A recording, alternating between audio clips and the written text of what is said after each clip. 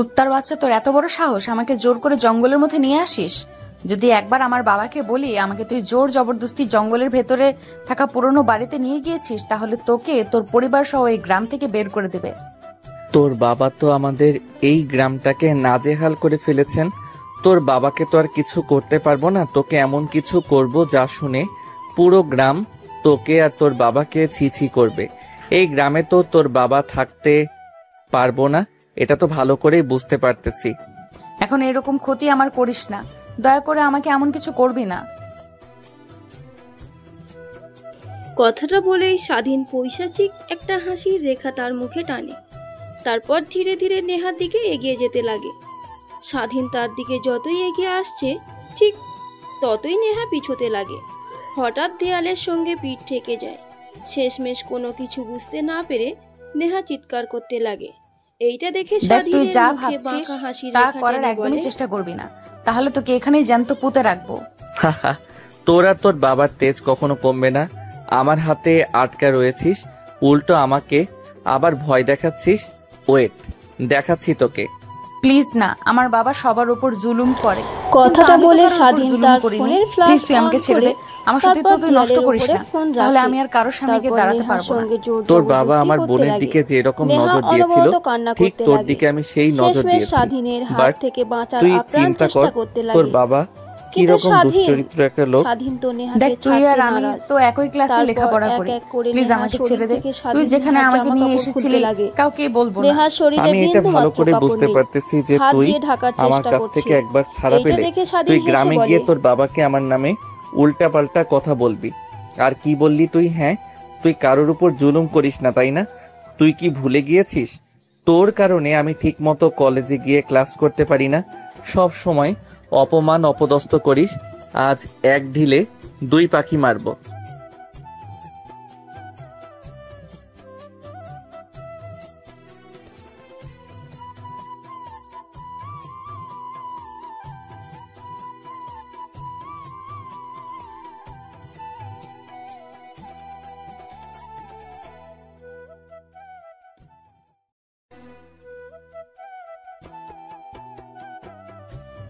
এত রাতে এখানে কেউ আসবে না।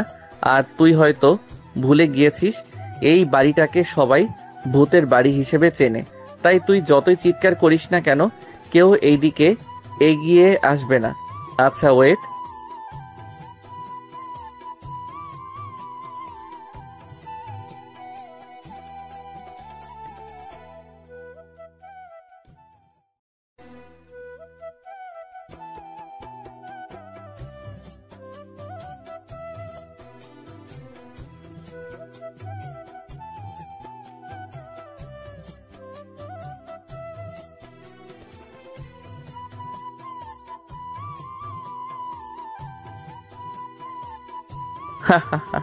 তোর বাবার এত তেজ এত দেমাগ সব কোথায় গেল? এখন পালা দেখি আমার কাছ থেকে। তোকে তো আজকে। প্লিজ আমাকে ছেড়ে দে, বিশ্বাস কর, আমার মাথা ছুঁয়ে বলছি, আমাকে ছেড়ে দে। আমি কারোর কাছে গিয়ে তোর নামে নালিশ করব না, প্লিজ। আমি তো বোনের বয়সের, তোর থেকে সিনিয়র। তাহলে কুত্তার বাচ্চা, তোর বাবা কিভাবে আমার বোনের দিকে নজর দেয়? যার বয়স তার মেয়ের মতো তোর বাবা কি এখনো ভালো হবে না? শুনেছি তো যুবক বয়সে গ্রামে তার জন্য থাকা দুষ্কর হয়েছে। তোর বাবার এখন বুড়ো হয়ে গেছে, এক পা কবরে, তাও এখনো তোর বাবার চরিত্র ঠিক হলো না তোর বাবা, তাই তোকে রেপ উচিত শিক্ষা দেব। কথাটা বলেই স্বাধীন তার শরীর থেকে শার্ট খুলতে লাগে। তারপর নেহাকে জোর জবরদস্তি করতে লাগে। অনবরত নেহাকে কিস করছে স্বাধীন, কিন্তু নেহার কোনো রেসপন্স নেই। হঠাৎ স্বাধীনের ঠোঁটে কামড় বসিয়ে দেয় নেহা।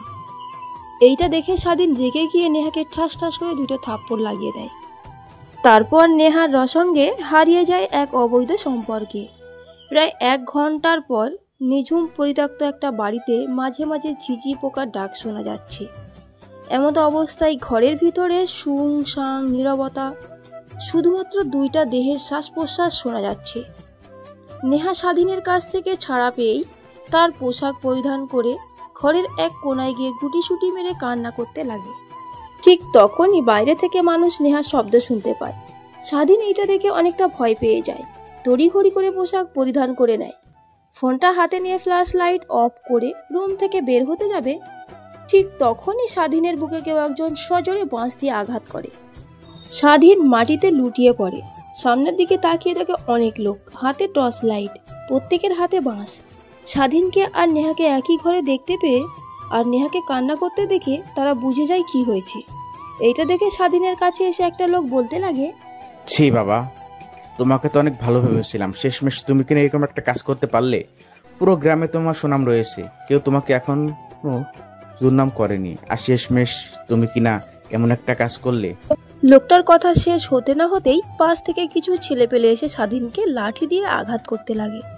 স্বাধীনের মাথা ফেটে রক্ত বের হতে লাগে, শরীরের অনেকটা অংশ কেটে গিয়ে রক্ত বের হচ্ছে। ঠিক তখনই লোকটা সবাইকে স্বাধীনকে মারা বন্ধ করিয়ে বলে, এই থাম তোরা, ও কেন মারিস না, ও এখন মরে যাবে। আর ও তো নেহা মা, আমাদের চেয়ারম্যান সাহেবের মেয়ে, আল্লাহ জানে ওর কপালে কি আছে। যদি চেয়ারম্যান একটাবার জানতে পারে তার মেয়েকে রেপ করা হয়েছে, তাও আবার আমাদের গ্রামে, একটা গরিব ছেলে, তাহলে কি করবে? তোরা আর মারিস না, চল এখন এখান থেকে চেয়ারম্যান সাহেবের কাছে নিয়ে যাই। অন্যদিকে মেয়েটা সেই যে বের হয়েছিল বিকেল বেলা, বলল বান্ধবীদের বাড়িতে যাবে। এখন তো বিকেল পেরিয়ে রাত 10টা পার হয়ে গেল, কিন্তু মেয়েটার এখনো খবর নেই। তোমাকে কখন থেকে বলছি, যাও একটু খোঁজ নিয়ে আসো যে সাথীদের বাসায় এতক্ষণ কি করছে ও। আরে তুমিও না, কার এমন সাহস আছে আমার মেয়ের দিকে বাজে নজরে তাকানোর? হয়তোবা সাথীদের বাড়িতে দুজন মিলে আড্ডা দিচ্ছে, চলে আসবে, তুমি টেনশন করো না। টেনশন কি আর সাধে করি? তোমার যে চরিত্র আল্লাহই জানে কোন দিন সেই কুফল আমার মেয়ের উপর খাটে। তুমি কি বললে? আমার চরিত্র খারাপ? কেউ যদি এই কথা বলে আমি কি তাকে রাখবো? তাকে তো আমি এই পৃথিবী থেকে চিরতরে বিদায় করে দিব, তার পরিবার সহ। অন্যদিকে স্বাধীন কখনো ভাবতে পারেনি এরকম হবে। ভেবেছিল নেহাকে রেপ করবে, ভিডিও দেখিয়ে তাকে ব্ল্যাকমেল করবে, কিন্তু তার হলো কই, সবকিছুই তো উল্টো হয়ে গেল। তারপর স্বাধীনের অবস্থা মারতে মারতে বেগতি করে ফেলেছে ছেলেগুলো। তারপর স্বাধীনকে ধরাধরি করে চেয়ারম্যান সাহেবের বাড়ির সামনে এসে দাঁড়ানো হয়। তারপর জোরে জোরে ডাকতে লাগে, চেয়ারম্যান সাহেব, ও চেয়ারম্যান সাহেব, বাসায় আছেন নাকি? বাইরে বের হন, দেখেন কি হয়েছে আপনার মেয়ের। অনেকগুলো লোকের সমাগম আর কথা শুনে চেয়ারম্যান আর তার বউ বাড়ির বাইরে বের হয়। অনেক মানুষ তার বাড়িতে, আর পাশে তার মেয়ে গুটিসুটি মেরে দাঁড়িয়ে আছে, কান্না করছে অনবরত। তার পাশে একটা ছেলে দুজনের কাঁধের উপর হাত রেখে দাঁড়িয়ে আছে, মুখ দিয়ে অনবরত রক্ত পড়ছে। এটা দেখে চেয়ারম্যান কিছু একটা ইঙ্গিত পায়। অন্যদিকে নেহা তার মাকে দেখতে পেয়ে সেখান থেকে দৌড়ে এসে তার মাকে জড়িয়ে ধরে কান্না করতে লাগে। নেহার মা নেহার মাথায় হাত বুলিয়ে দিয়ে বলতে লাগে, কি রে মা, কি হয়েছে তোর? এরকম কান্না করছিস কেন? আর এত লোক কেন? আর এই ছেলেটাকে মেরেছে বা কেন? কি হয়েছে? নেহা তার মায়ের প্রশ্নের কোনো উত্তর না দিয়ে অনবরত কান্না করতে লাগে। ঠিক তখনই সেইখানে থাকা লোকটা নেহার বাবা আর মাকে উদ্দেশ্য করে বলতে লাগে, কি আর হবে, যা হওয়ার তাই হয়েছে। আপনার মেয়েকে ওই ছেলেটা রেপ করেছে, জঙ্গলের পোড়া বাড়িতে নিয়ে গিয়েছে। আমরা চিৎকার চেঁচামেচি শুনতে পেয়ে সেদিকে গিয়ে দেখি নেহা মামনি ঘরের মোড়ে কোনায় কান্না করছে। সেখানে এদেরকে দেখতে পাই, বুঝতে পারি এইসব হয়েছে, তাই ধরে নিয়ে এসেছি। লোকটার কথা শুনে নেহার বাবা রাগে অষ্টম পর্যায়ে পৌঁছে যায়। রেগে দৌড়ে এসে স্বাধীনের কলার চেপে ধরে মারতে লাগে। মারতে মারতে মাটিতে ফেলে দিয়ে পা দিয়ে মারতে লাগে। অন্যদিকে নেহার চাচা তাদের বাড়ির পাশেই হঠাৎ বাড়িতে চেঁচামেচির শব্দ শুনতে পেয়ে সে আসে। দেখতে পায় নেহার বাবা একটা ছেলেকে মারধর করছে। নেহার চাচা গ্রামের অনেক ভালো একটা লোক বলে সবাই জানে। নেহার বাবাকে সবাই যে খারাপ জানে, ঠিক তার উল্টো তার চাচা দৌড়ে এসে নেহার বাবাকে থামিয়ে দিয়ে বলে, কি হয়েছে তোর? এরকম ভাবে ছেলেটাকে মারছিস কেন? দেখছিস না ওর মুখ দিয়ে রক্ত বের হচ্ছে? ছেলেটা তো মরে যাবে। আচ্ছা, এখন কি হয়েছে সেটা আগে বল। কুত্তার বাচ্চা, ওর কত বড় সাহস আমার মেয়েকে নষ্ট করে। আজ ওর একদিন কি আমার একদিন। এই, তুই হাসমতের ছেলে না? তোর বাবাকে তো গ্রাম থেকে বের করে দিতে চেয়েছিলাম, এর প্রতিশোধ তুই বুঝি আমার মেয়েকে নষ্ট করে নিলি। কথাটা শুনেই স্বাধীন শুয়ে থেকে হাসতে লাগে। এইটা দেখে নেহার বাবা আরো রেগে গিয়ে মারতে যাবে। ঠিক তখনই নেহার চাচা নেহার বাবাকে সেখান থেকে খানিকটা দূরে নিয়ে গিয়ে দাঁড় করায়। তারপর নেহার বাবাকে উদ্দেশ্য করে বলতে লাগে, দেখ, উল্টাপাল্টা কিছু করিস না, তোর তো সামনে আবার নির্বাচন, এটা মাথায় রাখিস। আর আমি বলি কি, এই ছেলেটা যখন নেহা মামুনিকে নষ্ট করছে, এটা পুরো গ্রাম তো জেনে গেছে। তাই বলছি, আমি একটা ভালো পরামর্শ দিই, তুই নেহা মামুনির সঙ্গে ওর বিয়ে দিয়ে দে। কি বললি তুই? আমি এই গ্রামের চেয়ারম্যান, আর আমার মেয়েকে কিনা বিয়ে দেবো একটা গরিব ছেলের সঙ্গে? ওকে আমার মেয়েকে সুখে রাখতে পারবে? আমার মেয়ের প্রতিদিনের হাত খরচ দিয়ে ওদের মতো পরিবার 1 মাস চলে। তুই কি কিছু বুঝতে পারছিস না? দেখ, আমি যা বলছি তোরা নেহা মামুনির ভালোর জন্যই বলছি। আমি তো নেহা মামুনিকে ভালো করে চিনি। ও তো গরিবদের অনেক ঘেন্না করে, তারপরেও বিয়ে দিয়ে দে। তো নির্বাচনের তো আর অল্প কিছুদিন বাকি, এতদিন না হয় থাকলো। নির্বাচন শেষ হলে তখন আবার এই ছেলে আর ওর পরিবারকে গ্রাম থেকে তাড়িয়ে দিলেই হবে। এখন যদি নেহা মামুনিকে এই ছেলেটার সঙ্গে বিয়ে না দিস, তাহলে আশেপাশের গ্রামে তোর বদনাম আর তোর মেয়ের বদনাম ছড়িয়ে পড়বে। এতে আর কেউ বিয়ে করতে চাইবে না। অসম্ভব, একদমই অসম্ভব। আমার মেয়েকে ওর সঙ্গে একদমই বিয়ে দেবো না। তুই যা খুশি তাই বল, আগে ওকে মারবো, তারপর ওর পরিবারকে। তারপর তার চাচা নেহার বাবাকে বোঝাতে লাগে। নেহার বাবা বুঝতে পেরে স্বাধীনের সঙ্গে নেহার বিয়ে দিতে রাজি হয়ে যায়। কিছুক্ষণের মধ্যেই পুরো গ্রাম জানাজানি হয়ে যায়। মুহূর্তের মধ্যেই চেয়ারম্যান বাড়ি ভর্তি হয়ে যায় মানুষজন দেখে। তারপর নেহার চাচা স্বাধীনকে সেখান থেকে তুলে তাদের বাসায় নিয়ে যায়। তুমি স্বাধীন না? তুমি তো অনেক ভালো ছেলে, তোমার কাছ থেকে এরকমটা আশা করিনি। পুরো গ্রামের মানুষ তো তোমাকে অনেক ভালো নামে চেনে, আর তুমি কিনা শেষমেশ। জানেন স্যার, চেয়ারম্যান আমার বোনকে 1 রাতের জন্য চেয়েছিল। এই কথাটা শুনে তার ভাই কিভাবে ভালো থাকতে পারে বলেন? চেয়ারম্যানের ঘরে তো একটা মেয়ে আছে আমার বোনের বয়সী, আবার আমার বোনের দিকে নজর দেয়, বলে যে আমার বোনকে সে 1 রাতের জন্য চাই। এটা শুনে বাবা চেয়ারম্যানকে অনেক কথা শুনিয়ে দেয়, সকলের সামনে থাপ্পড় পর্যন্ত মারে। তাই রেগে গিয়ে চেয়ারম্যান আমায় বাবাকে বলে যে আগামী 7 দিনের মধ্যে যেন আমরা এই গ্রাম থেকে চলে যাই, না হলে আমাদেরকে এই গ্রাম থেকে সে যেইভাবেই পারুক বের করেই ছাড়বে। বুঝতে পারছি বাবা, তুমি আমাকে এসে বলতে আমি এর একটা সিদ্ধান্ত নিতাম। তুমি এরকম কাজ করলে এতে তোমার পরিবার, তোমার বাবা মার মান সম্মান কোথায় গেল? একবারও ভাবলে না তুমি? নেহার চাচার প্রশ্নের উত্তরে স্বাধীন কি বলবে কিছুই বুঝতে পারে না।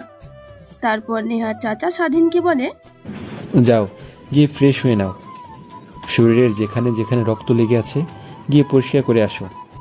তারপর স্বাধীন ওয়াশরুমে যায়, মুখে থাকা রক্ত পরিষ্কার করতে লাগে।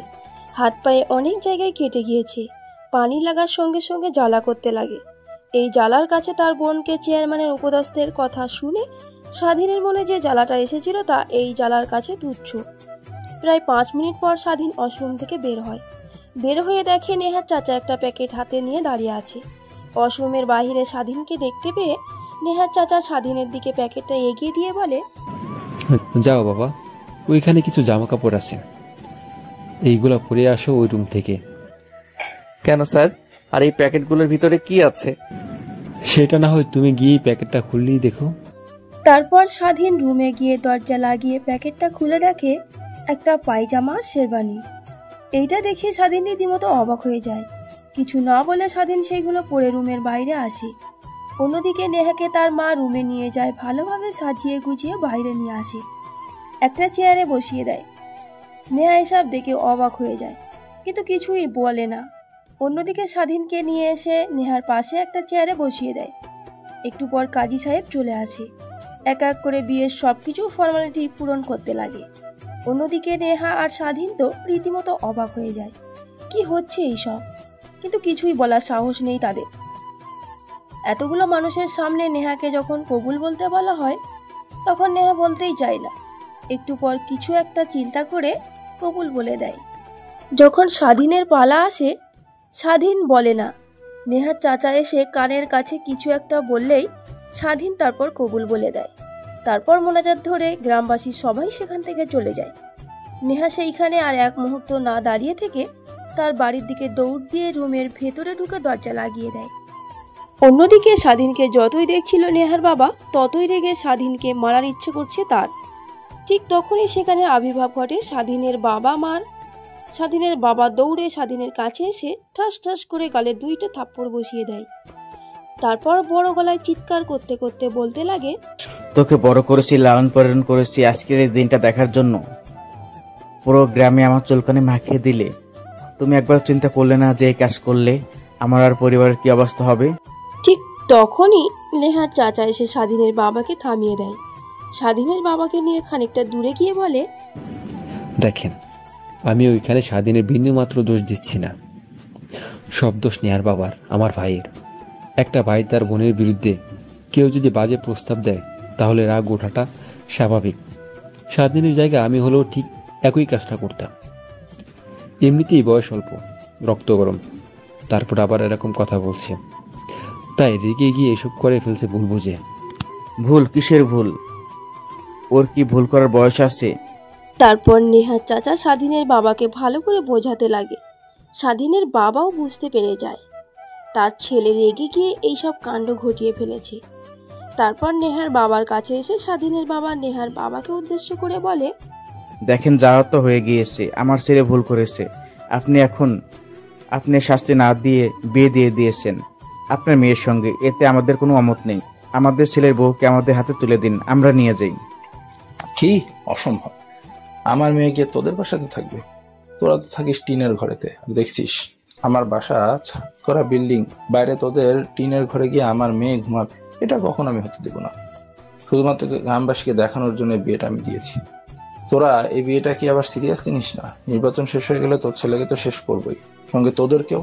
তারপর আমার মেয়েকে আমি ভালো ছেলে দেখে বিয়ে দিয়ে দিব।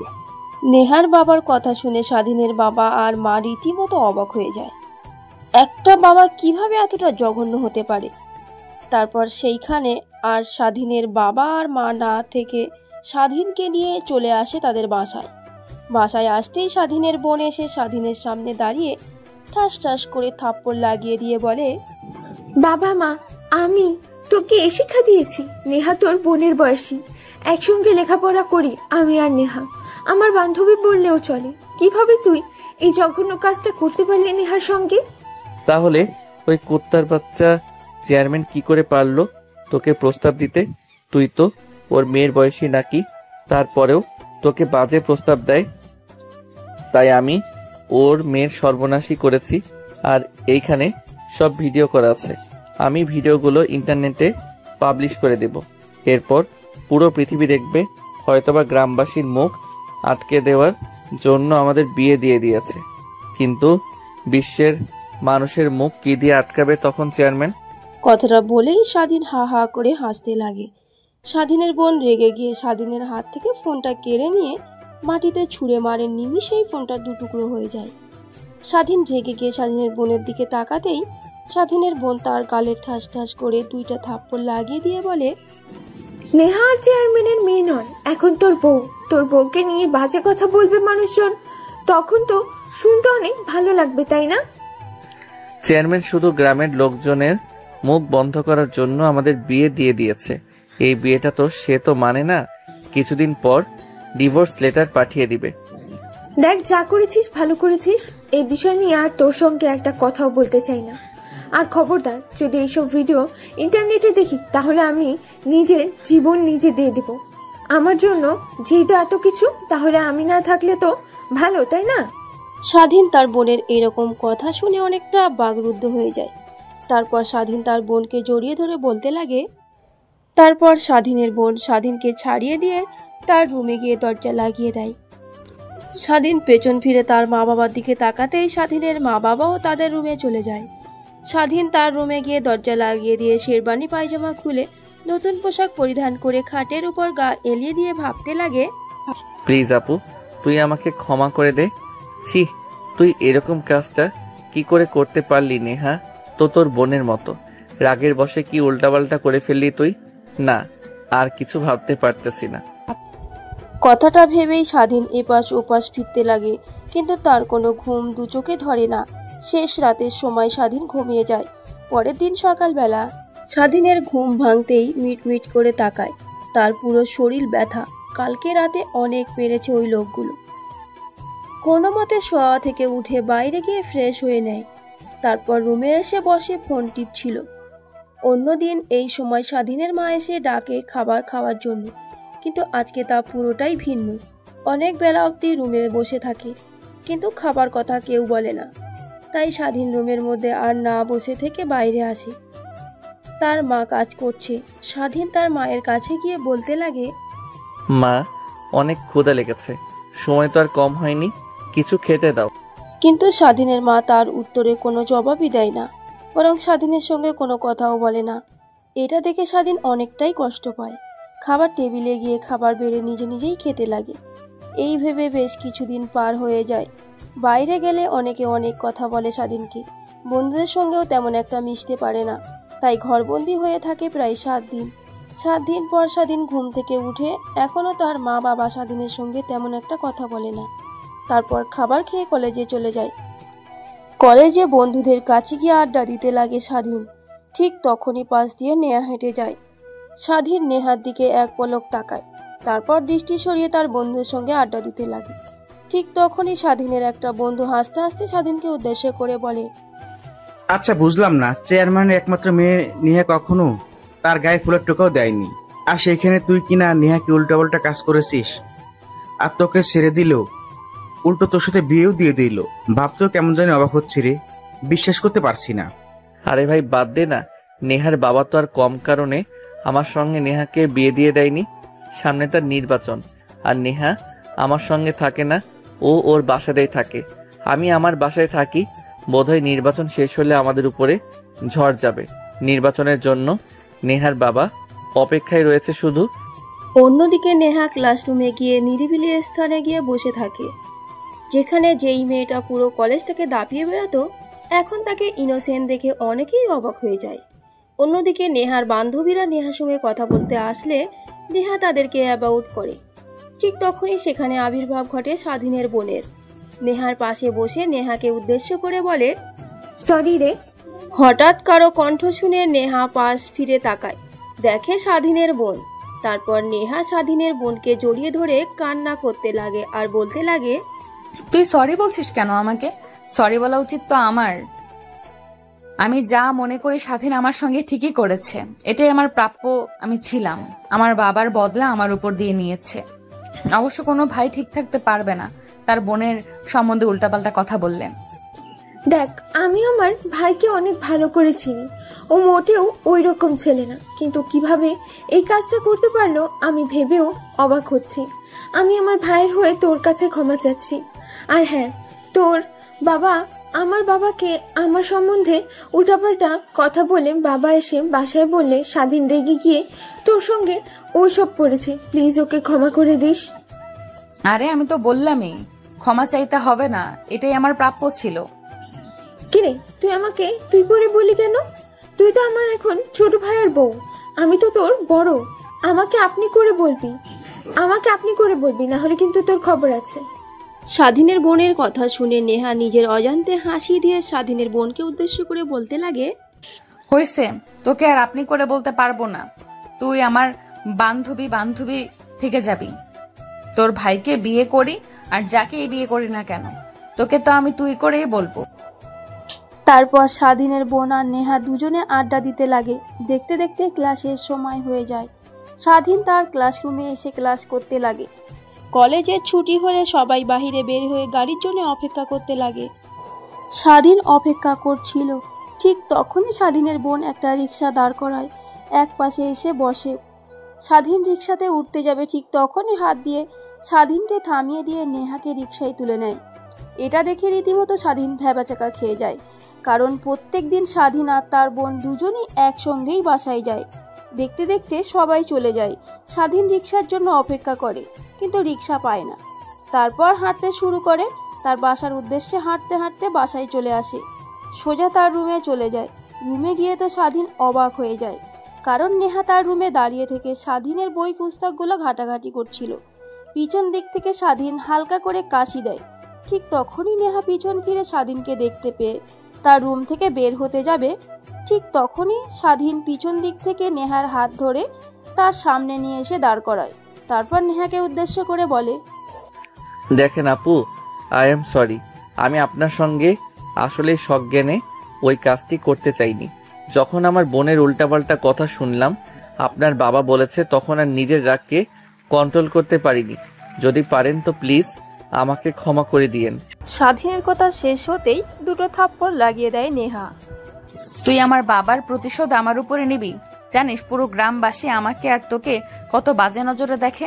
আমি তো বাসার বাহিরে বের হতে পারিনি 7 দিন হলো।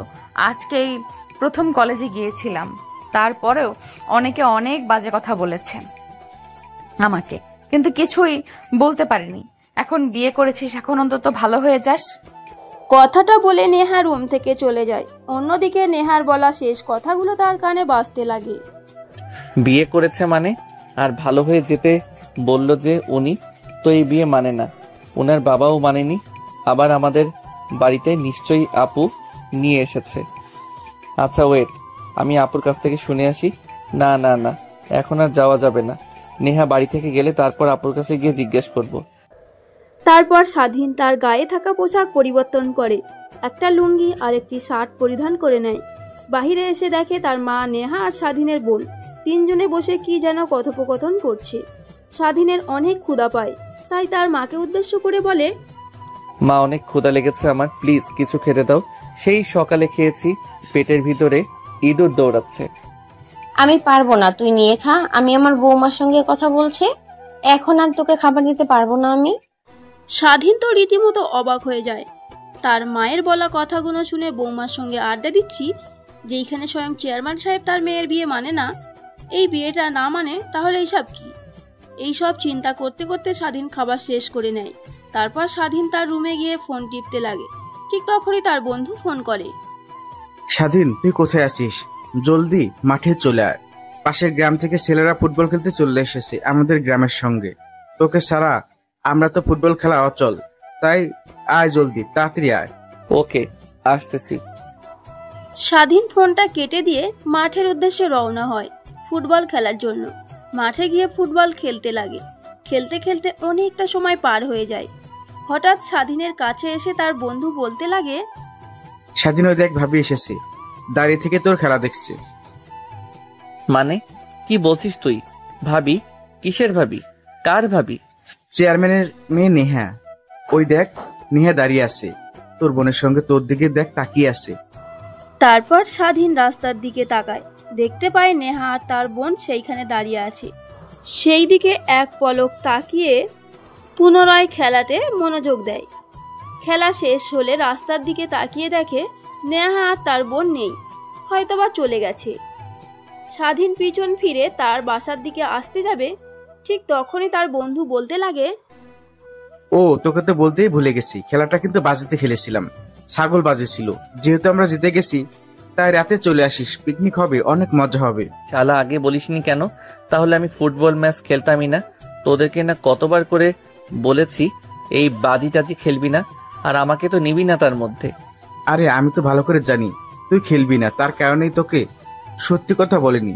সরি, মাফ করে দে, এবারের মতো সরি। তারপর স্বাধীন সেইখানে আর না থেকে সোজা তার বাসায় চলে যায়। গোসল করে পড়তে লাগে। পড়তে পড়তে অনেকটা সময় পার হয়ে যায়। তারপর রুমের বাইরে এসে খাবার খাবার জন্য দেখতে পায় তার মা, বাবা, বোন সবাই মেঝেতে পাটি পেতে বসে খাবার খাচ্ছে, কিন্তু তাকে কেউ ডাক দিল না। স্বাধীনের অনেকটা খারাপ লাগে। সেই দিকে তাকিয়ে তাদের সামনে দিয়ে চলে যায় বাসার বাহিরে, কিন্তু কেউ কিছুই বলে না। স্বাধীন তার বন্ধুদের সঙ্গে নিয়ে আনন্দ করতে লাগে বক্সে গান ছেড়ে দিয়ে। ঠিক তখনই তারপর তার ফোনে ভাইব্রেশন হতে লাগে। দেখে একটা রং নাম্বার। ফোনটা রিসিভ করে না, একে একে অনেকবার ফোন করে। স্বাধীন শেষমেশ ফোন রিসিভ করে খানিকটা দূরে গিয়ে, হ্যালো, কে আপনি? দেখছেন না এতবার করে ফোন কেটে দিচ্ছি, তারপরে বারবার ফোন দিয়ে বিরক্ত করছেন। জামাইকে ফোন দিব, এতে আবার পারমিশন লাগবে নাকি? আজব তো, কে আপনি? আমি কি আপনাকে চিনি না? তার উপর বলছেন জামাই। রাখেন ফোন, পাগল কোথাকার। আপনার তো পাবনায় থাকা উচিত, ভুলবশত আপনার বাবা মা বাড়িতে রেখেছে।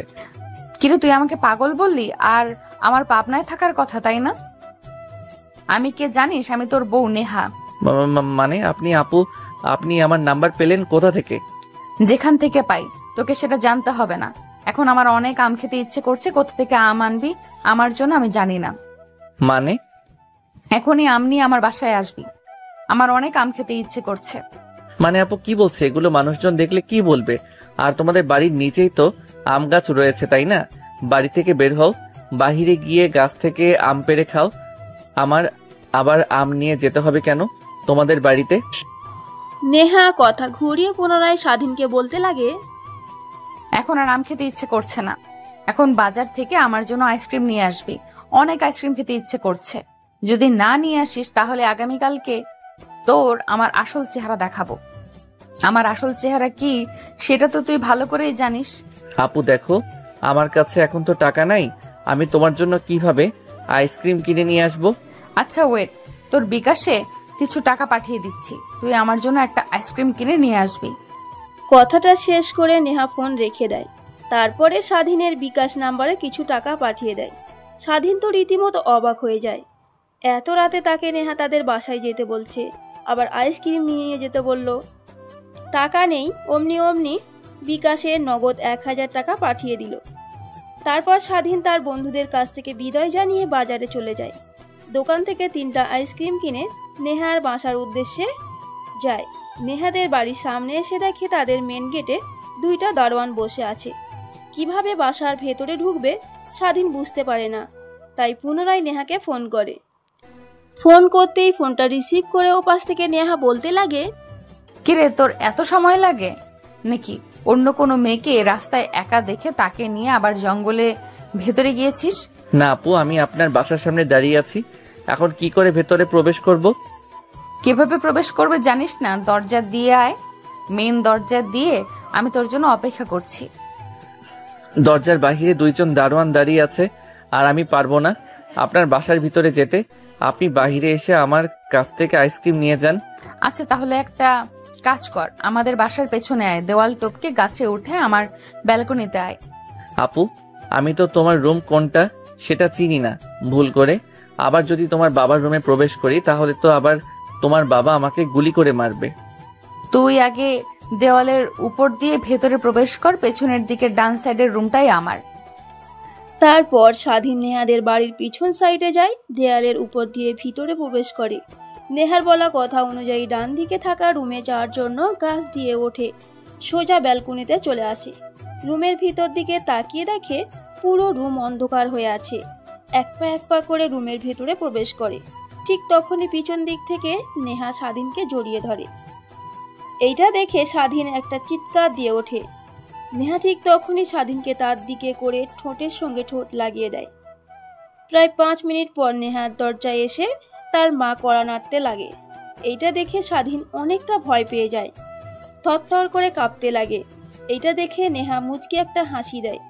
ঠিক তখনই দরজার ওপাশ থেকে নেহার মা বলতে লাগে, কিরে মা, কি হয়েছে তোর? দরজা খোলা, অমন ভাবে চিৎকার দিলি কেন?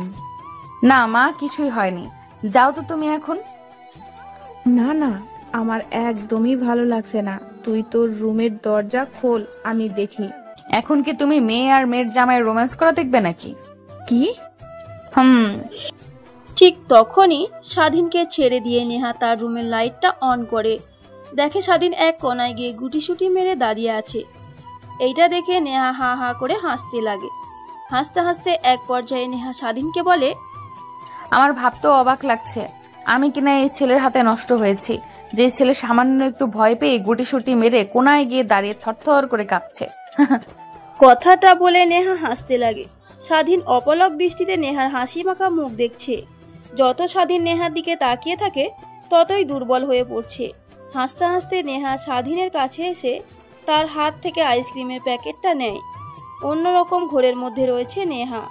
স্বাধীনের কাছে আসতেই নেহাকে শক্ত করে জড়িয়ে ধরে, তারপর ঠোঁটের সঙ্গে ঠোঁট লাগিয়ে দেয়। প্রায় 5 মিনিট পর ছেড়ে দিয়ে বলে, ভয়ে ভীত হওয়া ছেলে জোর করে কিস খায়। কথাটা বলেই স্বাধীন হাসতে লাগে। নেহা স্বাধীনের হাসি দেখে অপলক দৃষ্টিতে তাকিয়ে থাকে। তার হাতে থাকা আইসক্রিমের প্যাকেটটা ছুঁড়ে মেরে স্বাধীনকে শক্ত করে জড়িয়ে ধরে খাটের উপর ফেলে দেয়। তারপর স্বাধীনের পুরো শরীরে অনবরত কিস করতে লাগে। আপু কি করছো তুমি? প্লিজ ছেড়ে দাও। দেখো আমি তখন তোমার সঙ্গে ইচ্ছে করে করিনি, এর জন্য আমি অনেক লজ্জিত। তুমি যদি বলো যা করতে আমি তাই করব, তোমাকে ডিভোর্স দিয়ে দিতে যদি বলো তাও দিয়ে দিব। প্লিজ ছেড়ে দাও আমাকে। ওই দিন তো অনেক এনজয় করেছিস তুই, আমি শুধু কান্না করেছি, কিন্তু আজ আমি এনজয় করব।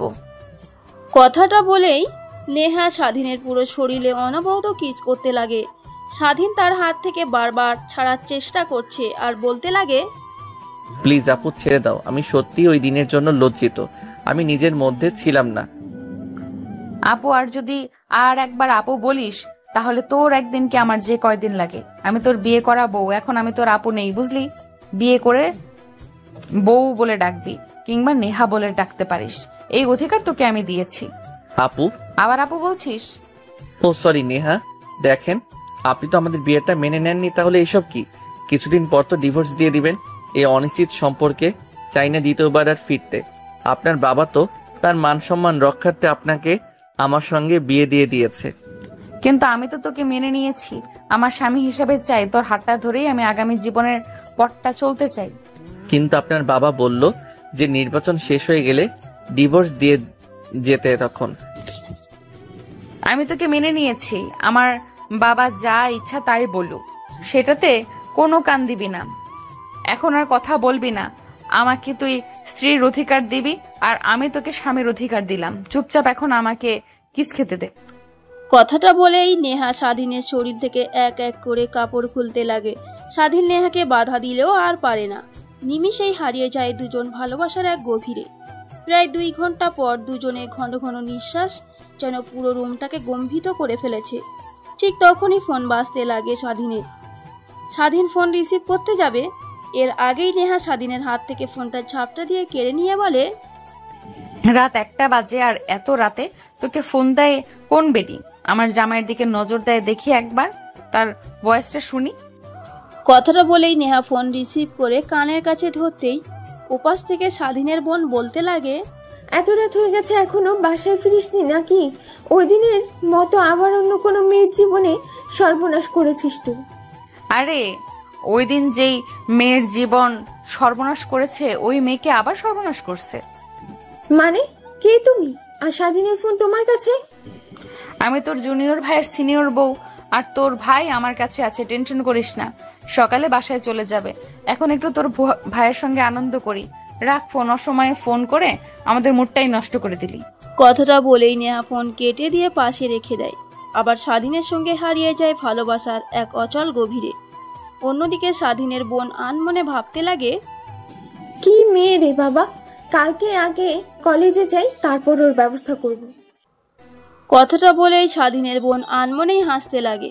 অন্যদিকে পুরো রাত স্বাধীন আর নেহা এনজয় করতে করতে সকালের দিকে দুজনেই ঘুমিয়ে যায়। সকালে ঘুম ভেঙে যায়। সবার আগে নেহার ঘুম ভাঙতেই স্বাধীনকে তার বুকের উপর দেখতে পায়। দেখে ছোট বাচ্চাদের মতো গুটিসুটি মেরে শুয়ে আছে। আর আনমনে নেহা ভাবতে লাগে, কে বলবে এই ছেলেটা কিছুদিন আগে আমার সঙ্গে ওইসব বাজে কাজ করেছে?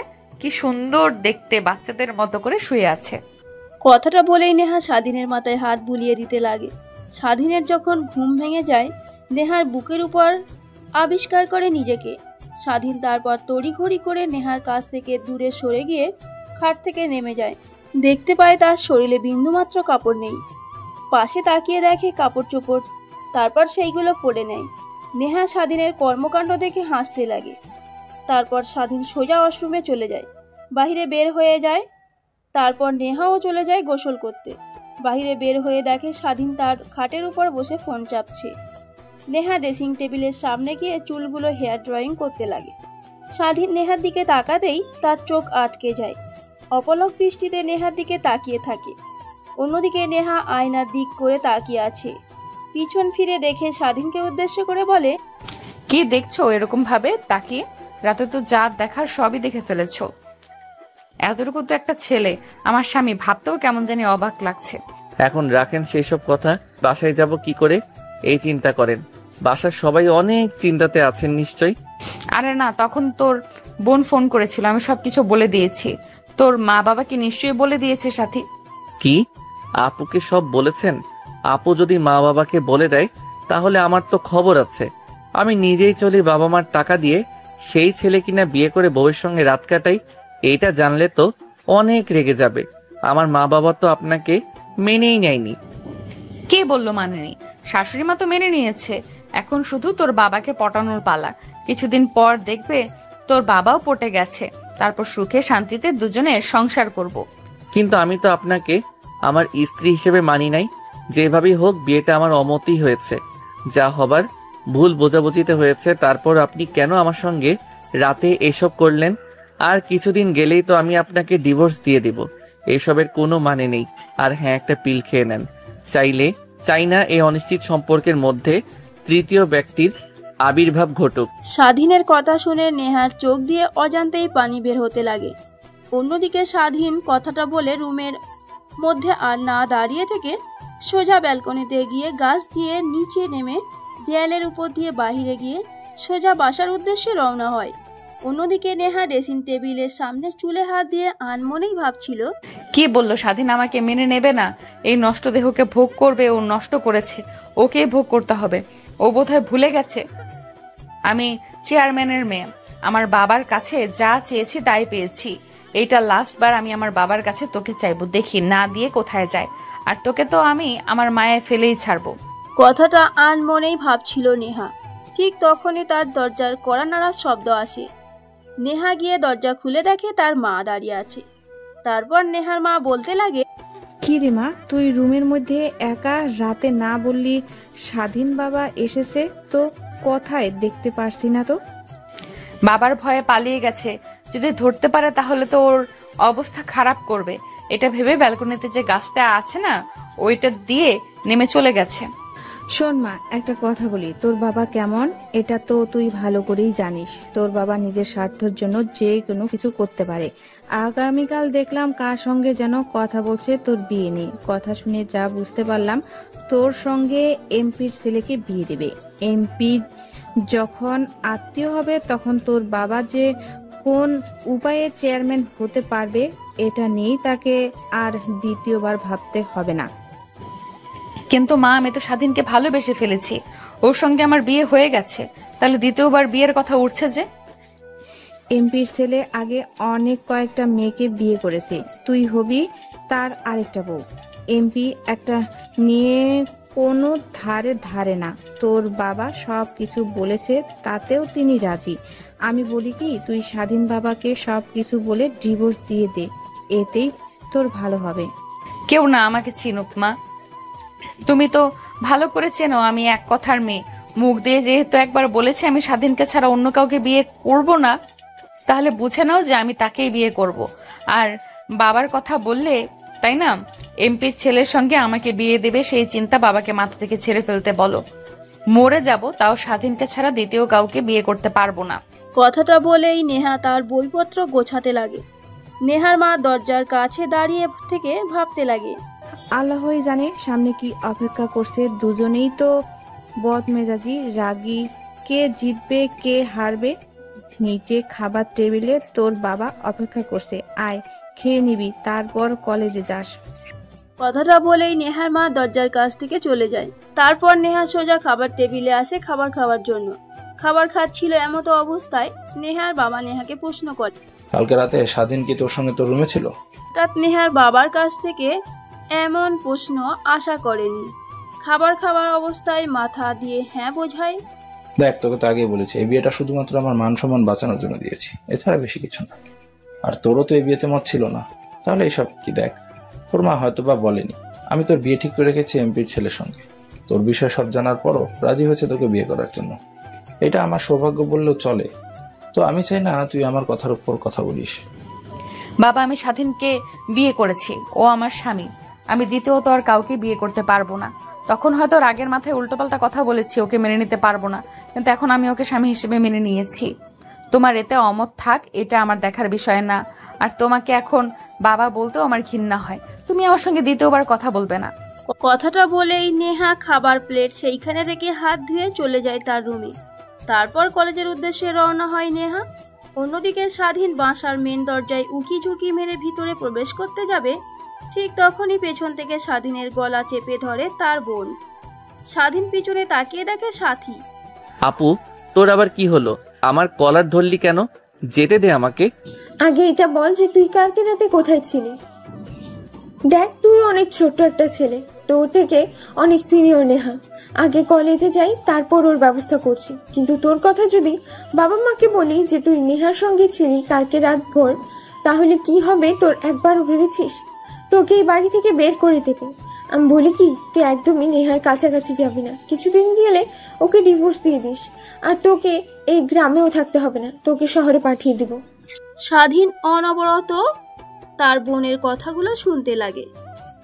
কিছু কথা ভালো লাগলেও আবার অনেক কথা খারাপ লাগে। তারপর সোজা তার রুমে চলে যায়, জামা কাপড় নিয়ে গোসল করতে চলে যায়। গোসল করে রুমে এসে খাবার দাবার না খেয়ে কলেজের উদ্দেশ্যে বেরিয়ে পড়ে স্বাধীন। কলেজ গেট দিয়ে ভিতরে প্রবেশ করতে যাবে, ঠিক তখনই পাশ থেকে নেহা স্বাধীনকে ডাক দিয়ে বলে, চলো আজকে আর ক্লাস করতে হবে না, অনেক ক্ষুধা পেয়েছে। বাবার সঙ্গে রাগারাগি করেছি তাই কিছু খাইনি, চলো রেস্টুরেন্টে যাই। তোকে দেখেও তো মনে হচ্ছে না কিছু খেয়েছিস। না আপু, সরি। নেহা, আমার ইম্পর্টেন্ট ক্লাস আছে, আমি যেতে পারবো না, আপনি যান। আর হ্যাঁ, আপু বলেছে আপনার কাছ থেকে দূরে দূরে থাকার জন্য, তো আমি চাই না আপনার সঙ্গে থাকতে।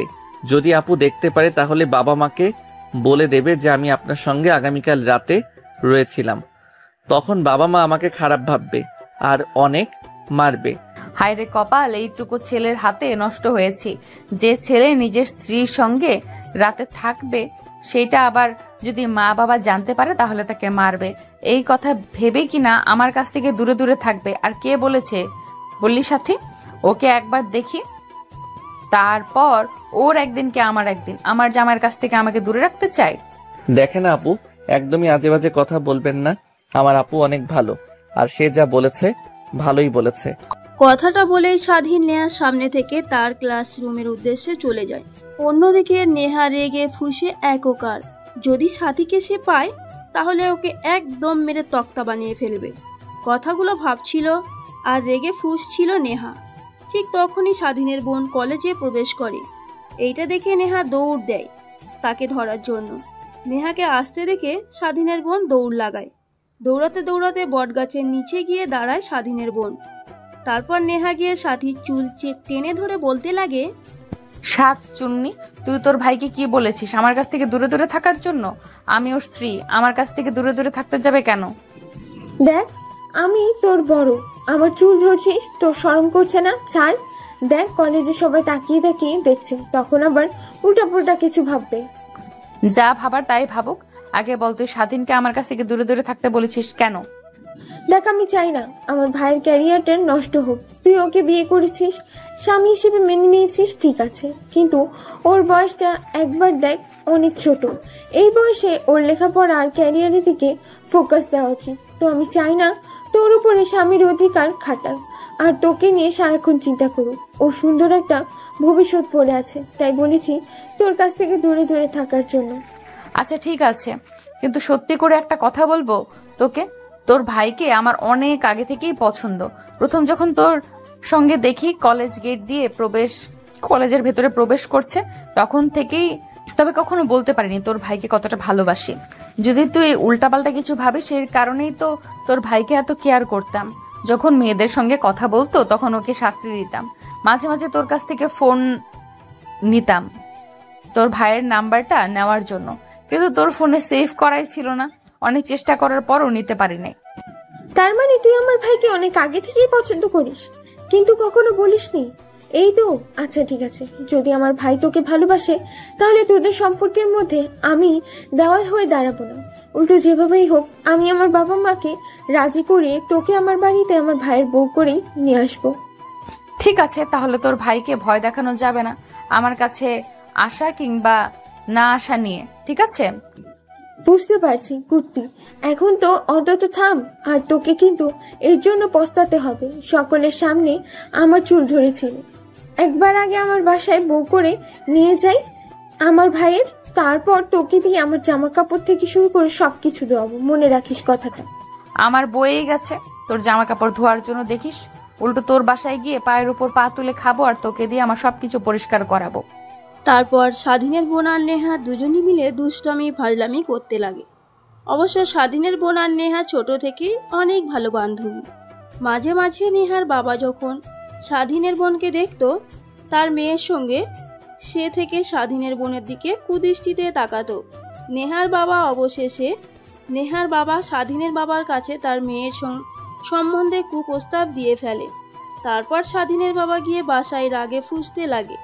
সবাই যখন জিজ্ঞেস করে কি হয়েছে, তখন স্বাধীনের বাবা সবকিছু ঠিক করে বলে দেয়। এইটা শুনে স্বাধীন অনেক রেগে যায়। তখনই বাসা থেকে বের হয়, রাস্তা দিয়ে চেয়ারম্যানের বাড়ির দিকে যেতে লাগে। ঠিক তখনই রাস্তাতে দেখা হয় নেহার সঙ্গে। তারপর নেহাকে দেখতে পেয়ে স্বাধীনের মাথায় উল্টাপাল্টা চিন্তা আসে। তারপর নেহাকে নিয়ে জঙ্গলে চলে যায়। তারপর কি হলো তো সবই তো জানেন। এখন বর্তমান স্বাধীন ক্লাসরুমে বসে থেকে বন্ধুদের সঙ্গে আড্ডা দিচ্ছিল। ঠিক তখনই ক্লাসে উপস্থিত হয় স্যার। এক এক করে স্বাধীন প্রত্যেকটা স্যারের ক্লাস করতে লাগে। কলেজ ছুটি হওয়ার পর কলেজ গেটের সামনে দাঁড়িয়ে থাকে গাড়ির জন্যে। ঠিক তখনই নেহার গাড়ি এসে দাঁড়ায় স্বাধীনের সামনে। গাড়ির গ্লাস নামিয়ে নেহা হালকা মুখ বের করে স্বাধীনকে উদ্দেশ্য করে বলে, গাড়িতে উঠে বস, তোর সঙ্গে কিছু জরুরি কথা আছে। না, যদি আপু দেখতে পায় আপনার গাড়ি করে কোথাও যাচ্ছি, তাহলে বাবা মার কাছে গিয়ে সব বলে দেবে যে আমি আপনার সঙ্গে রাতে আপনার বাসায় থেকেছি না। আপনি যান, আপনার সঙ্গে আমার কোনো জরুরি কথা নেই। দেখ, ভালোই বলছি, গাড়িতে উঠে বস, না হলে তোর কিন্তু খবর আছে। স্বাধীন নেহার ধমক খেয়ে চুপসে যায়। তারপর গাড়ির দরজা খুলে ভেতরে প্রবেশ করে। নেহা গাড়ি চালিয়ে একটা নিরিবিলি স্থানে গিয়ে গাড়িটা দাঁড় করায়। গাড়ি দাঁড় করাতে স্বাধীন নেহার দিকে প্রশ্নসূচক দৃষ্টিতে তাকায়। এটা দেখে নেহা স্বাধীনকে একটা চোখের ইশারা দিয়ে চুপ থাকতে বলে। তারপর গাড়ির গ্লাস উঠিয়ে গাড়ি স্টার্ট বন্ধ করে স্বাধীনের দিকে এগিয়ে যেতে লাগে। নেহা স্বাধীনকে তার দিকে এগিয়ে আসতে দেখে আমতা আমতা করে বলতে লাগে, আপু, ও সরি নেহা, প্লিজ আমার দিকে এইভাবে এগিয়ে আসবেন না। আপনার মতো আমার একদমই ঠিক লাগছে না। প্লিজ ছেড়ে দেন, আমাকে যেতে দেন, বাসার সামনে নামিয়ে দেন। তোকে তো যেতে দেওয়ার জন্য আর জোর করে গাড়ির ভেতর প্রবেশ করায়নি। আজ গাড়ির ভেতর এনজয় করব, শুনেছি নাকি অনেক মজা হয়। কথাটা বলেই নেহা দুষ্টমির একটা হাসি দেয়। অন্যদিকে স্বাধীন ভয়ে গা ঘামতে থাকে। গাড়ির ভেতরে এসি চলছে, তারপরেও গা ঘামছে। ঠিক তখনই দরজা খোলার চেষ্টা করে, কিন্তু দরজা লক করে দিয়েছে নেহা। স্বাধীনকে দরজা খোলার চেষ্টা করতে দেখে নেহা হাসতে লাগে আর বলতে লাগে, অযথা চেষ্টা করে কোনো লাভ নেই, দরজা খুলবো না। এর থেকে আমি যা করি তুই তাই কর। প্লিজ আপু, আমাকে যেতে দাও, তোমার পায়ে পড়ছি। তোকে যেতে দেবো, কিন্তু একটা শর্তে। যদি শর্তে রাজি হস তাহলে তোকে কিছুই করব না। তোর বাসার সামনে তোকে নামিয়ে দিয়ে আমি চলে যাব। আচ্ছা আপু, ও সরি নেহা, আপনি যা বলবেন সেই শর্তে রাজি আছি আমি। প্রথমত তোর বোন যা বলেছে সে কথা অনুযায়ী চলা যাবে না। আমি যা বলবো সেই কথা অনুযায়ী চলবে, না হলে তোর নামে আমি আবার আরেকটা দুর্নাম বের করব। তখন দেখবি তোর বাবা মা তোকে এমনিতেই আর বাড়িতে রাখবে না। আর দ্বিতীয়ত হলো, তোর ফোন নাম্বারটা দে, আমি যখন ফোন করব যা করতে বলবো তাই করবি। না আপু, আমি তোমার এই শর্তে রাজি হতে পারছি না। আপুর কথা না মানলে আপু তো মা বাবার কাছে গিয়ে বলবে, তখন তো তারা আবার আমাকে অনেক মারবে। আরে না, সাথীকে আমি ম্যানেজ করেছি, ও কিছুই বলবে না তোকে, শুধু একটু ভয় দেখাবে। তুই নেহার কথায় যেন কোনো কর্ণপাত না দিস। ঠিক আছে আপু, এখন তো অন্তত আমাকে ছেড়ে দাও। ঠিক আছে, চল তাহলে, তোকে নামিয়ে দিয়ে আমি বাসায় ফিরবো। কথাটা বলেই নেহা স্বাধীনকে ছোট্ট করে একটা কিস করে। তারপর গাড়ির স্টার্ট দিয়ে পুনরায় যেতে লাগে। স্বাধীনের বাসার সামনে এসে গাড়ি দাঁড় করাতেই স্বাধীন গাড়ি থেকে নেমে যায় আর যেন একটা স্বস্তির নিঃশ্বাস ফেলে। অন্যদিকে নেহা তার বাসায় চলে যায়। স্বাধীন বাড়ির ভেতর প্রবেশ করতেই দেখে তার মা বোন রাগী দৃষ্টিতে তার দিকে তাকিয়ে আছে। এইটা দেখে স্বাধীন রীতিমতো ভয় পেয়ে যায়, ভয়ে ঢোক গিলতে লাগে। তারপর গুটি পায়ে যেই তার রুমের দিকে যাবে, ঠিক তখনই সাথী কঠোর গলায় বলতে লাগে, কই ছিলে এতক্ষণ? মানে কি বলছো এসব আপু? বলছি কই ছিলে এতক্ষণ তুই? কলেজ তো ছুটি হচ্ছে প্রায় 1 ঘন্টা হবে। শুনলাম তুই নাকি নেহার সঙ্গে তার গাড়িতে করে কই যেন গেছিস। তোকে না বলেছি নেহার আশেপাশে আর ঘেসবি না, তারপরেও আমার কথা অমান্য করে তুই নেহার সঙ্গে একই গাড়িতে ঘোরাফেরা করছিস। সরি আপু, আসলে আমাকে অনেক ভয় দেখিয়ে জোর করে গাড়িতে উঠাই। তুই কি ছোট বাচ্চা নাকি যে তোকে কেউ ভয় দেখাইছে আর তুই ভয়ে ভয়ে গাড়িতে উঠে চলেছিস? যা এখন তোর রুমে যা। আর হ্যাঁ, মা বাবা কেউ নেই, তারা গিয়েছে নানার বাড়িতে, ফিরতে একটু দেরি হবে, আজকে নাও ফিরতে পারে, তার কারণেই বেঁচে গেলি। স্বাধীন তার বোনের কাছ থেকে ছাড়া পেয়ে সোজা তার রুমে চলে আসে। রুমে এসে দরজা লাগিয়ে দিয়ে স্বস্তির একটা নিঃশ্বাস ফেলে। তারপর পোশাক পরিবর্তন করে খাটে গা এলিয়ে দিতে ঘুমিয়ে পড়ে। ঘুম ভেঙে যায় বিকালের দিকে ফোনের শব্দে। ফোনের স্ক্রিনের দিকে তাকিয়ে দেখে রং নাম্বার, তাই ফোনটা রিসিভ না করে কেটে দেয়। পুনরায় ঘুমানোর চেষ্টা করে, তারপরেও কল আসে, অনবরত কল আসতেই থাকে। স্বাধীন এইটা দেখে রেগে গিয়ে ফোন রিসিভ করে কানের কাছে ধরে বলতে লাগে, দেখছেন না ফোন রিসিভ করছি না, তো নিশ্চয়ই কোনো সমস্যায় আছি। আর কে আপনি? আপনি আমাকে ফোন করেছেন যে? কুত্তা, আমি তোর বউ, তোকে যখন ইচ্ছা তখন ফোন করব, তোর কাছ থেকে কৈফিয়ত নিতে যাব কেন? কিসের বউ? দেখ, রাগ উঠাস না মাথাতে, আমি নেহা। কার বউ? ও আপনি? হ্যাঁ বলুন, সে কারণে ফোন করেছেন? প্রেম করার জন্য ফোন করেছি। মানে কি বলছেন এসব? প্রেম করার জন্য আবার কেউ ফোন করে নাকি? মোবাইলে তো এখন প্রেম করে দেখিস না, সবাই কানের কাছে ধরে ঘন্টার পর ঘন্টা কথা বলে, তো আমি এটাই করতে চাচ্ছি। অবশ্য প্রেম না, স্বামীর সঙ্গে কথা বলবো, ওদের থেকে একটু অ্যাডভান্স লেভেলের। দেখেন আপু, সরি নেহা, আমি আপনাকে স্ত্রী হিসেবে মানি না, তো আপনি একদমই আমাকে স্বামী বলে ডাকবেন না। আর হ্যাঁ, আপনাকে কিছুদিন পর আমি ডিভোর্স দিয়ে দেব, নেক্সট টাইম থেকে কল করবেন না। আর আরেকটা কথা, আমাকে নিয়ে জোরাজুরি করবেন না। আপনি যা ইচ্ছা তাই করেন, আপনার কথা মতো আমি চলতে বাধ্য না। ইচ্ছা তাই করেন, আমার নামে উল্টাপাল্টা কথা বলবেন তো সকলের সামনে যান, গিয়ে বলেন। পিচ্চি ছেলেটার আবার এত রাগ কিসের? কি হয়েছে? কেউ কিছু বলেছে তোমাকে? না, কেউ কিছুই বলেনি, আমি একটু শান্তিতে থাকতে চাই, কিন্তু আপনি তো আমার শান্তি নষ্ট করে ফেলছেন। প্লিজ আমাকে একটু একা থাকতে দেন, আর সময় মতো ডিভোর্স লেটার পেয়ে যাবেন। হ্যাঁ, তোর আপু ঠিকই বলেছে, তুই পিচ্চি না হলে নিজের স্ত্রীকে কেউ এভাবে কথা বলে? আমি তোকে বিরক্ত করি তাই না? আচ্ছা ঠিক আছে, তাহলে তোকে আর বিরক্ত করব না। তুই তোর মতো চললে, তুমি তোমার মতো চলবে আর আমি আমার মতো, যেন আমাদের মধ্যে আর কোনো সম্পর্কই ছিল না। আর কয়েকটি কথা, বাবা আর একটা জায়গায় আমার বিয়ে ঠিক করেছে, আমি অন্য কাউকে বিয়ে করতে পারবো না তোকে ছাড়া, তাই পৃথিবী ছেড়ে চিরতরে বিদায় নিয়েছি। ভালো থাকবি। কথাটা বলে নেহা ফোনটা কেটে দেয়। তারপর অনবরত কান্না করতে লাগে। কান্না করতে করতে দুইটা চিঠি লেখে, একটা স্বাধীনের নাম উল্লেখ করে আর একটা তার বাবার নাম উল্লেখ করে। তারপর তার টেবিলের ভিতর থাকা একটা ছুরি বের করে হাতে চালিয়ে দেয়। নিমিষেই রক্ত দিয়ে পুরো ফ্লোর ভিজে যায়। অন্যদিকে নেহার মা মেয়ে কলেজ থেকে আসার পর রুমে ঢুকেছে, সেই যে আর বের হওয়ার নাম গন্ধই নেই। নেহাকে তার রুমে ডাকার জন্য যায় তার মা, দেখে রুম লাগানো, অনবরত দরজা নক করতেই থাকে, তারপরও দরজা খোলে না। শেষমেশ কোনো উপায় না পেয়ে নেহার বাবার কাছে চলে যায়। কান্না করতে করতে বলে, দেখোস না একটু হেনার কি হয়েছে? সে যে কলেজ থেকে সে রুমে ঢুকেছে আর দরজা খুলছে না, এত করে দরজায় কড়া নাড়ছি, কিন্তু এই পাশ থেকে কোনো সারা শব্দ পাচ্ছি না, আমার তো কিছুই ভালো লাগছে না। কথাটা শুনে নেহার বাবা তড়িঘড়ি করে নেহার দরজার সামনে আসে, কড়া নাড়তে লাগে, কিন্তু নেহার দরজা খোলে না। এইটা দেখে নেহার বাবাও ভয় পেয়ে যায়। তারপর স্টোর রুম থেকে একটা শাবল নিয়ে আসে, এসে দরজা ভাঙতে লাগে। দরজা ভেঙে দেখে রুমে নেহা পড়ে আছে, তার হাত দিয়ে রক্ত বের হচ্ছে। দৌড়ে গিয়ে নেহার বাবা নেহাকে জড়িয়ে ধরে কান্না করতে লাগে আর বলতে লাগে, মা কি হয়েছে তোর? প্লিজ কথা বল আমার সঙ্গে। দেখ, তোর তাকে ইচ্ছে বিয়ে করবি, আমার কোনো মতামত নেই। কিন্তু নেহার কোনো সাড়া শব্দ নেই। তারপর তড়িঘড়ি করে নেহাকে হাসপাতালে নিয়ে যায়। নিমিষেই পুরো গ্রাম জেনে যায় কথাটা। নেহা সুসাইড করেছে হাত কেটে। স্বাধীন আর তার বোনের কানেও কথাটা গিয়ে পৌঁছায়। তারপর স্বাধীনের বোন নিজেকে অনেক ধিক্কার দিতে লাগে। শেষমেশ স্বাধীনকে নিয়ে হাসপাতালে চলে আসে নেহার কাছে। অন্যদিকে হাসপাতালে নিয়ে আসলেই ডাক্তার নেহাকে দেখে ব্যান্ডেজ করে দেয়। নেহার মা আর বাবা দুজনেই নেহার কেবিনে বসে আছে আর অঝরে কান্না করছে। তাদের একমাত্র মেয়ে, আর সে কিনা তাদেরকে ছেড়ে চলে যেতে চাচ্ছে, এইটা ভাবছিল। ঠিক তখনই নেহার জ্ঞান ফিরে আসে।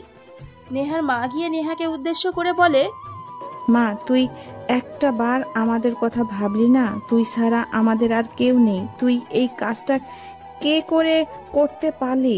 আমি তো সব কিছু মেনে নিয়েছি, তোর বাবাকে সব কিছু মেনে নেওয়ার জন্য ম্যানেজ করছি। কিন্তু কি আর হবে, যাকে আপন করতে চাই সে তো রাজি না। কথাটা শেষ হতে নেহার বাবা এসে নেহার পাশে চেয়ার টেনে বসে বলতে লাগে, ঠিক আছে মা, তোর স্বাধীনকে পছন্দ তাই তো? তোদের বিয়ে হয়েছে, আমি বিয়েটা মেনে নিয়েছি। তুই সুখে থাকলে আমিও সুখী।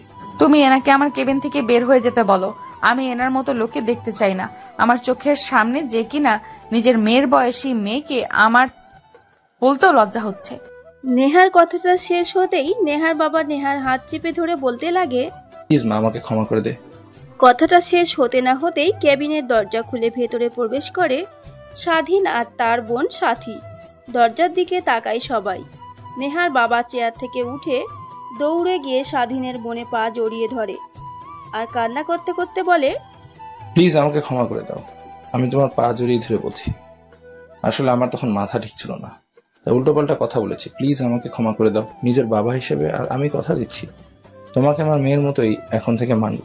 কি করছেন আঙ্কেল এইসব? আমি তো আপনাকে নিজের বাবা হিসেবে মানি, কিন্তু আপনি এসব কথা বলছেন। আমাকে নিয়ে বিশ্বাস করতে পারিনি।